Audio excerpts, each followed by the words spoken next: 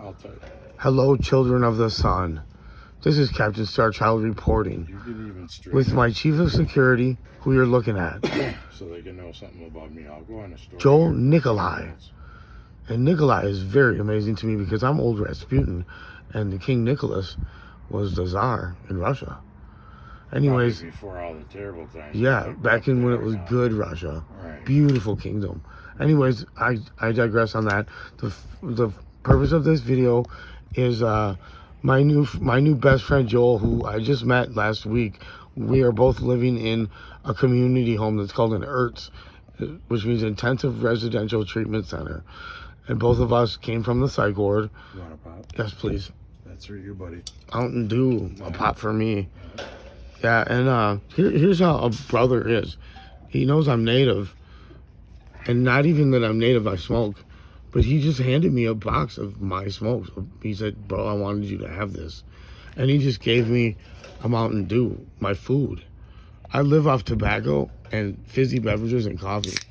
Anyways, getting back to the point, I'm going to shut up and let Joel tell me. Joel's going to tell us about my family, about his family and my lineage, and his lineage, and I'm going to shut up and let Joel take over. Go ahead, Joel.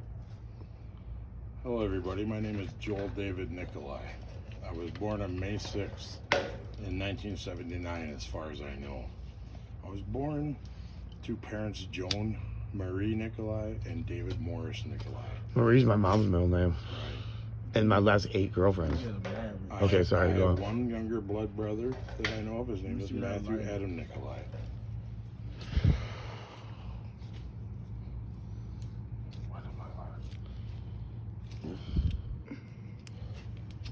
Okay. Ready again, Nate? Yep, ready. So, first I'm going to start out with noticing my parental and maternal sides of my grandparents.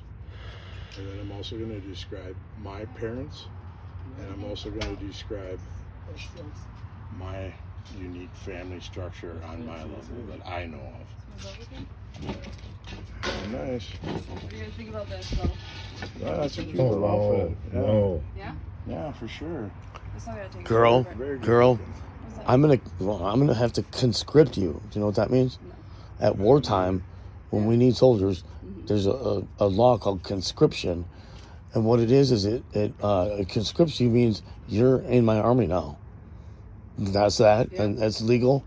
It's a legal override of a person's individual rights, and it's not a draft. It's a conscription. Right. It's probably something similar to what they've done to It's when someone finds someone that needs to be in their military. I conscript you into the EZLN, Minnesota Zapatista People's Republic of North America and North Korea. Wow. Yep. Well, The North Korean army is made up of women. All right. Anyways, back to Joel's. Story. I couldn't I find second my, it. I couldn't find my dress. I don't think I brought it. But it's at home, so I'll probably change into that before dinner and like come home. This is my squad. This is Eminem, Emanon. This is Ciuan. Nice. We're having a birthday party tonight for Emanon. It's our birthday, and Jacob. It's Eminon's 22nd birthday. People that can hear me, this is my crew. This is my family. Us mental patients stick together. And in Joel has been literally within 2 minutes of meeting him, I knew he was my brother. Straight up. And he's treated me like a brother would, like a really good brother. I felt like he was a godsend. Yeah, it was God, straight up. Because you know why too? You know why too? It took me like 2.5 weeks to normalize at the hospital, which I had just a blast. Station 12, I love. But you know what? The psych techs tell me things like, "Thanks for doing my job tonight, Nate." And I've been commended. I've been commended by the doctors and the nurses and the psych techs for helping people there. Yeah. Like during groups. I help people out when I'm in groups and on the psychiatric wards. Yeah. I've been shuffled through the psychiatric ward. I'll give my family history in a minute. I'm going to address psychiatric issues and psychology issues. Right on, because that's where we're at. Just run it as long as you want when I'm talking. That's fine. But I want to see it afterwards. Right on. And I don't want it distributed to my family. Okay. Well, there's no way your family's going to find my YouTube channel. Well, who knows? Yeah, I doubt it. But I'm just saying. Don't put it out there. Just keep it amongst our circle of trust here. If I say something they may not like. If not, they already know. They already know. Because I'll be completely honest. My family has lied to me about a lot of things. Yeah. And I love them dearly. Every one of them. Me too. Even if they don't love me the same. Right. See, the motherfucker on the block will treat you right before the motherfucker Right. your family will. Right, exactly. Sometimes Bro, that's why I've always liked my black family, bro.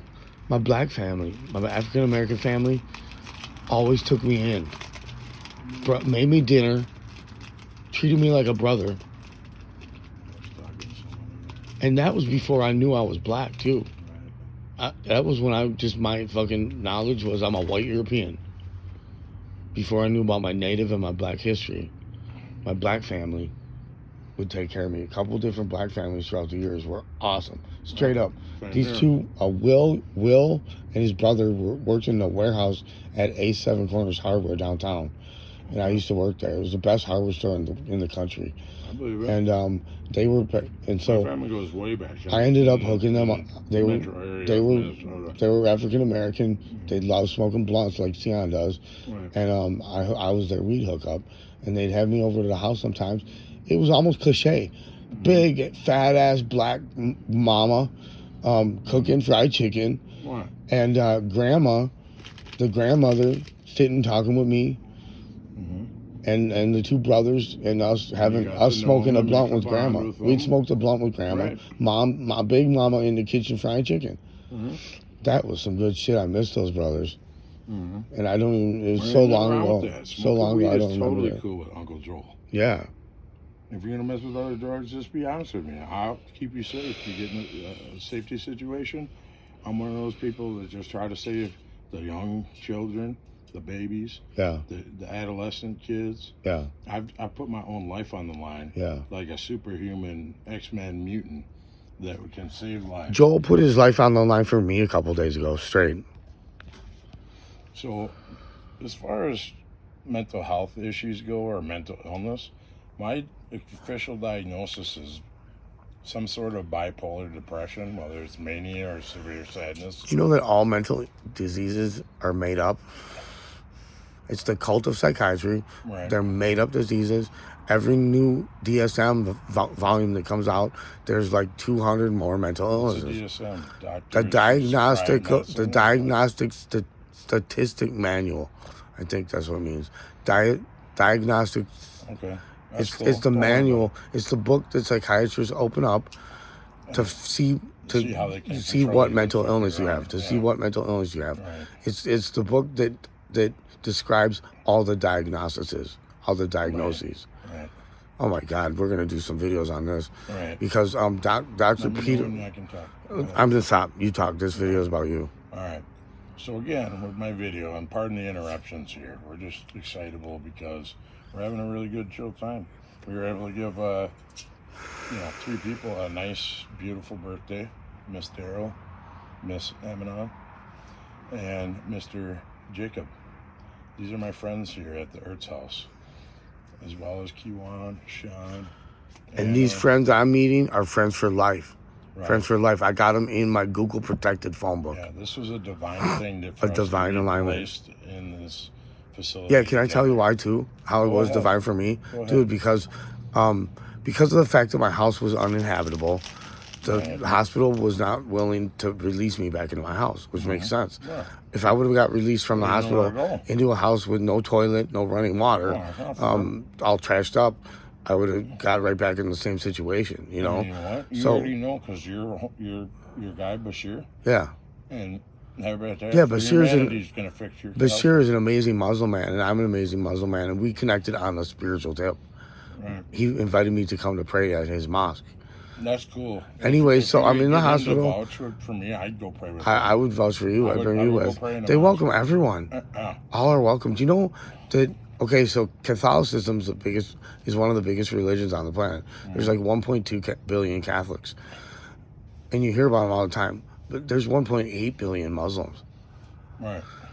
Anyways, how it was magical. I was at Station 12, Fairview University, Adult Acute Psychiatry, with my awesome doctor, Dr. Russo. Dr. Russo is gorgeous. She's married. She's just beautiful. Long, dark black hair, a very fit figure, little bit of a belly. And then this other doctor, I can't remember her name, is her assistant, but she worked with me so awesomely this past go through because I went there voluntarily. And then you know how they're just working to get you out as soon as you're ready to get out. Well, when it was getting close to the days of getting ready to go out, they start asking me or they start looking for community centers. They asked me where I want to go. I said I want to go to Livingston House that I was at last year. Love you, bros. Love you. And there's only 8 spots here, right? There's like 8 beds here. Well, anyways, like I said, Livingston House. She said, okay, we'll check it out. 2 days later, she says, you're going to Livingston House. Oh. Divine miracle. A room opened at the exact same time, at the exact same day. I needed a room. And that is divine. That's divine alignment. Okay, I'm turning it back to Joel. Go ahead, So Joel. what subject would you like me to start with first? I want you to keep telling me about your family. I want to get to the original subject. The original subject, your family. Talk about anything. Your family lineage, your family history. All right, your I'll start family with my story. family lineage, but please, pardon the interruptions. Yes. No interruptions. Yes. Let me talk. Yes. Yes, sir. Yes, sir, Captain. My family, some of them were homesteaders, and if you don't know what the term homesteaders are, they were people that were here in the 1800s or earlier, 1700s even, in my family lineage, that got a plot of land given to them as long as they tended the land and were farmers and producers of food and that kind of thing. And the homesteaders are on my paternal grandmother's side of the family. I'm old enough to have met my great-grandparents on the maternal Both side of them? of my dad's side of the family. Wow. And they were old-timers named Bert and Christine Lallim, Lalim. What is that? That's the last name. It's Norwegian. Norwegian, okay. They were Norwegians or Scandinavian folks. That comes from my blood grandmother's side of the family. Wow. On my dad's side of the family. No wonder we're so close. I'm Norwegian too. Right. Sorry about the interruption. That's okay. That's okay. No worries. But I'm so continue ADHD. my story so I can. Yep, please go. Yeah. So I'm just so excited. They were farm families, and they had 15 children. Bert and Christine. My grandmother's the third of the 15. And Some of them some slave owners. And possibly, I don't know. Most of the people in Minnesota in the Civil War time, the good ones at least, the good white folk, they were releasing the slaves. I don't know for sure, but some. No, that's why all the slaves wanted to come up north. Right. The slaves end up, I want to say, ended in 1901. Really?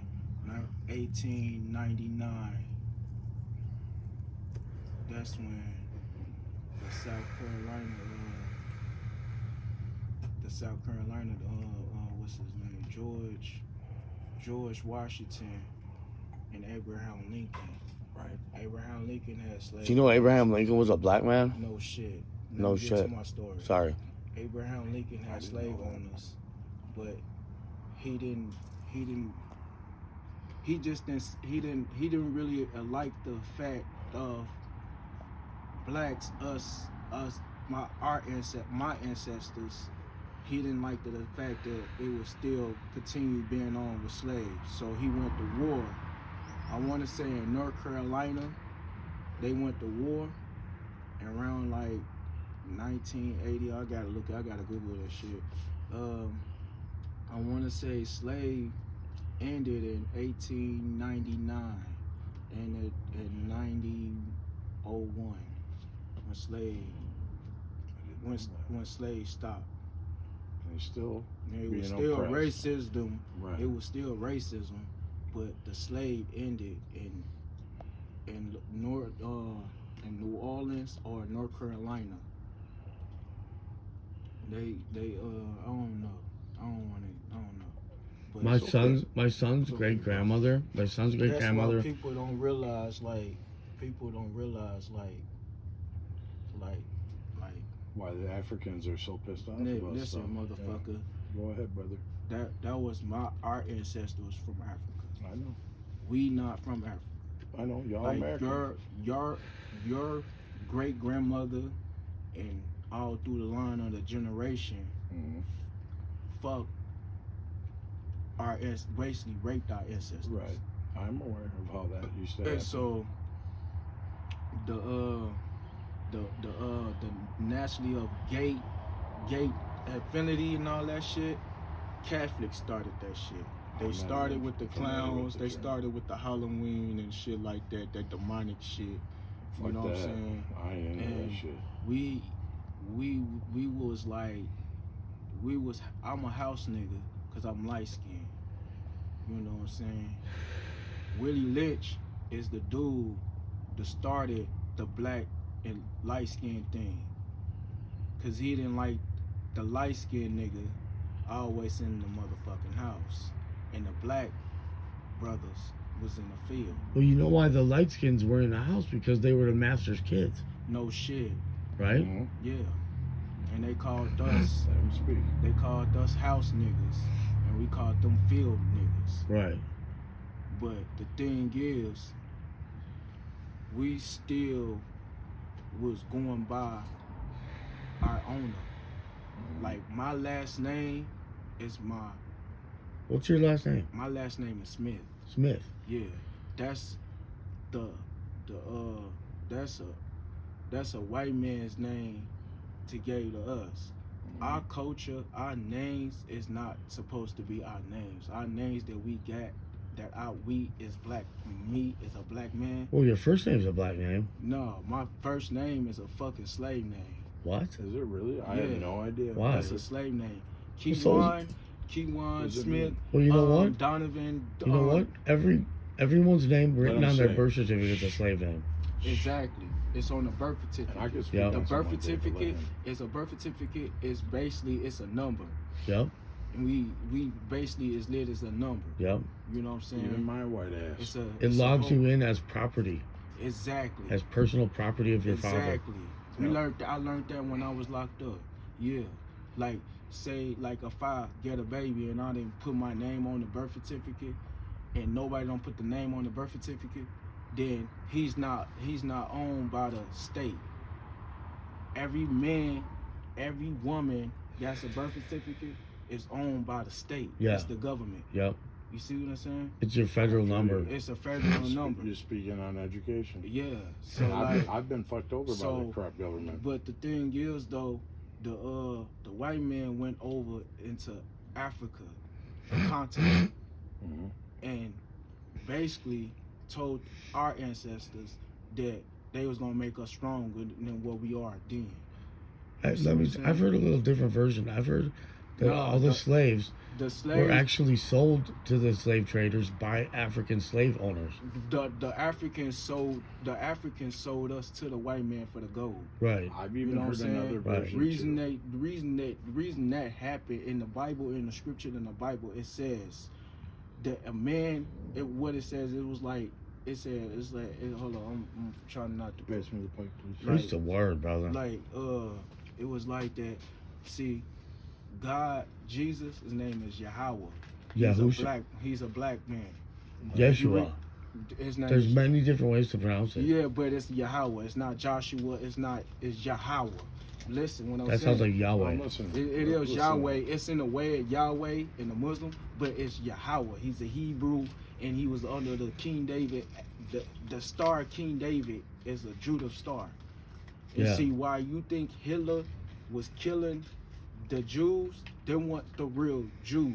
Most of them were Germans and Polacks. Exactly. They want the real Jews. Just like the Muslims out here, they'll be saying they Muslims with the bow ties and all that. They is another fashion from the other Muslims over there in Iraq. They're Yeah. real Muslims. Yeah. You know what I'm saying?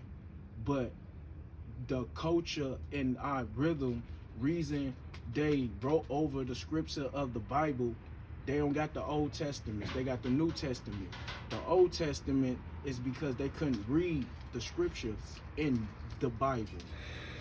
You know what I'm saying? It was in Hebrew vocabulary. Because the slave masters didn't educate their slaves, right, to read. No, they didn't want to educate us because the simple fact they didn't want us to know anything. They didn't want the blacks to know anything. Right.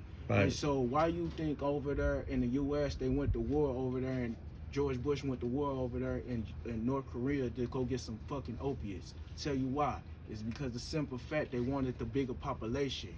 And so only way they can have the bigger population if they go to war. They made a publicity. In your grandma's days, gas was only 22 cents.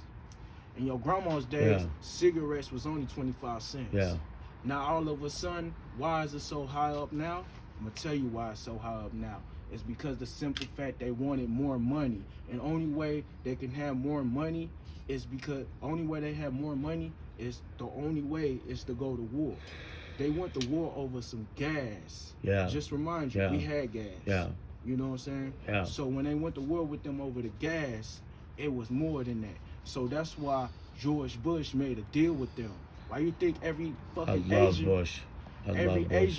every Asian has a fucking corner store they run? Every Baghdad. Every Islam got a little tobacco shop. Listen, every person from Baghdad, is Iraq, is Pakistan, got a hood corner store in New York, Chicago, Minnesota, and Detroit, and all these other stores. Why? It's because the simple fact they fucked them over, and so they made an agreement with them. U.S. owed these people overseas billions and billions of dollars. You see what I'm saying? So when Heron came out, Heron came out in 19. I want to say 19. Hammer. Heron. Heroin. Heroin. Okay, heroin. Heroin. Yeah, I know. Boy. I know. All right, the boy came out in 1950.